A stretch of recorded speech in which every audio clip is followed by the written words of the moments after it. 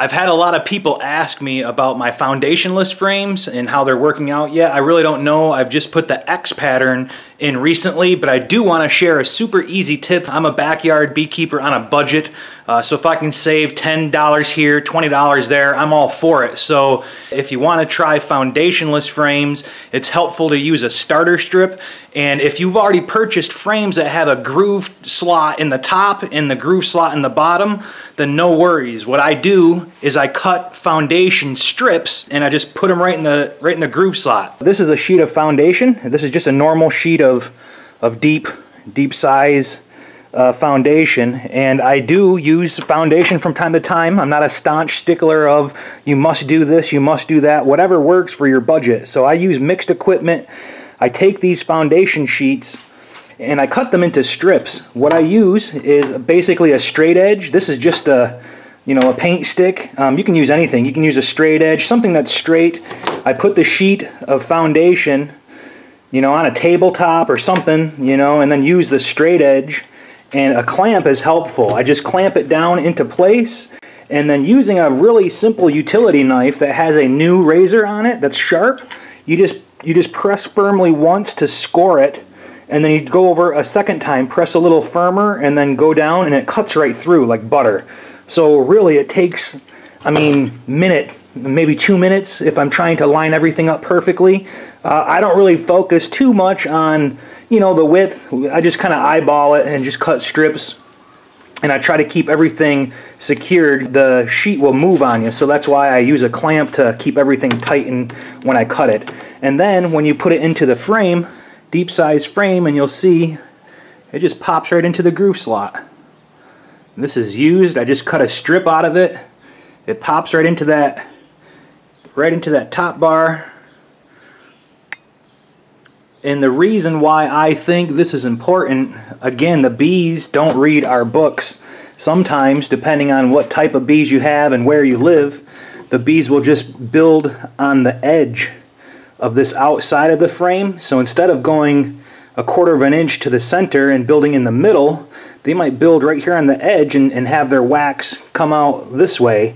And the reason why that's a problem is because it makes it wider than the frame. So when you go to inspect your hive later on, you have wax that's sticking to each frame. It's cross-combing and making a big mess.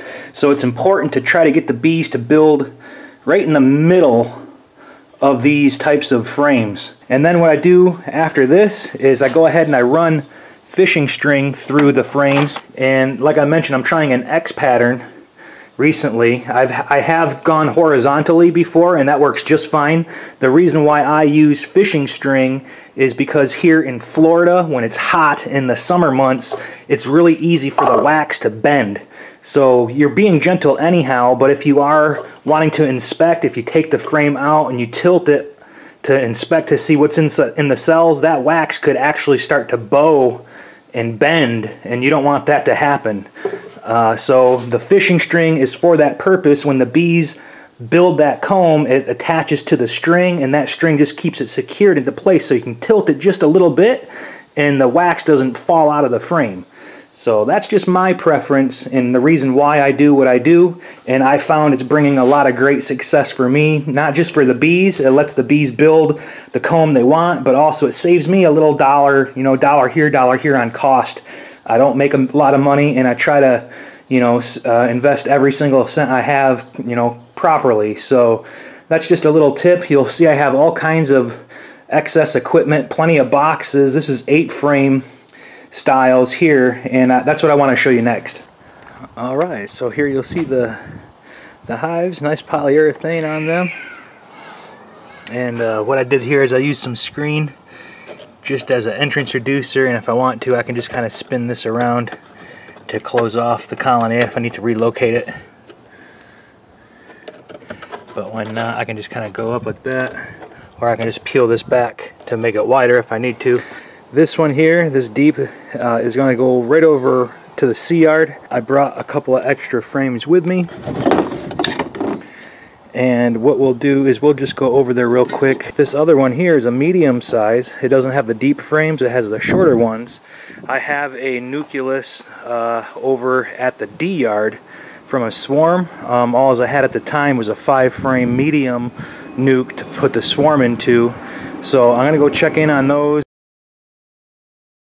Okay, so here we are in the sea yard, and this nucleus box, it's in 5 frames. For the time being, I'm gonna lift up this nuke and I'm gonna set it on top, and I'm gonna position that other hive right on the bench, and then I'll just go ahead and go through frame by frame. I'll just take a frame out and put it in the new box, and that's pretty much it.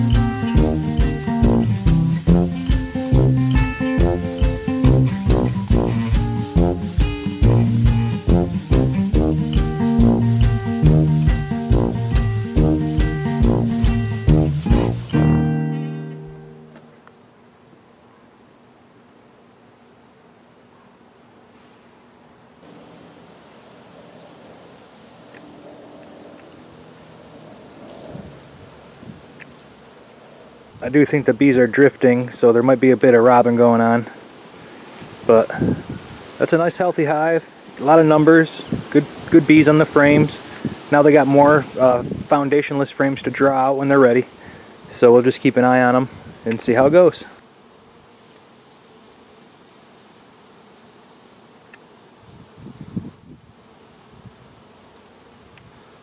There's no fighting, so hard to say. Okay, so now we're in the D yard. What I want to focus on today is that little nuke right there. Obviously I have one extra frame in there just in case. But I'm just going to do what I did before. I'm going to go through one by one and just transfer the frames from the small box into the big one.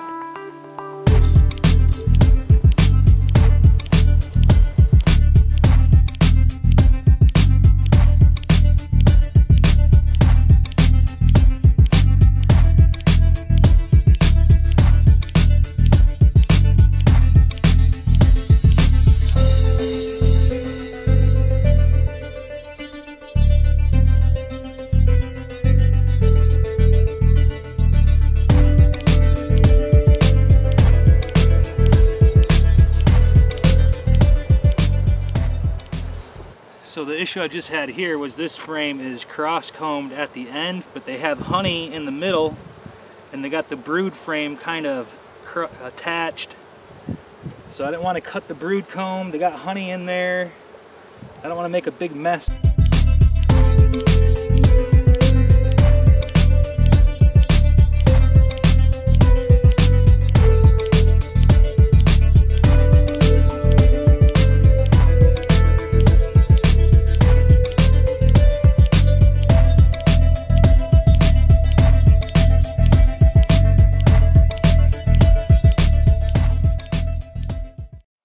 They're transferred in. On this one I did not see the queen. Good number of bees.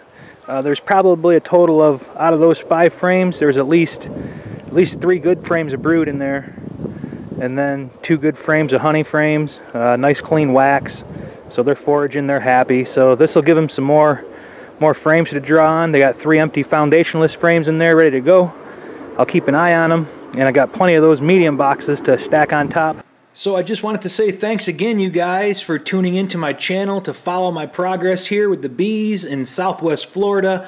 I know a lot of you are up north and cold and just waiting for that snow to melt. If you haven't yet already, I would appreciate you hit that subscribe button, give me a thumbs up, share the video with your friends if you haven't already. It really just motivates me to keep on making videos as quickly as I can. I know I'm a little bit slow. It takes a lot of time to edit these videos, but I'm trying my best just to keep y'all entertained. So thanks again, and I hope you have fun with your bees.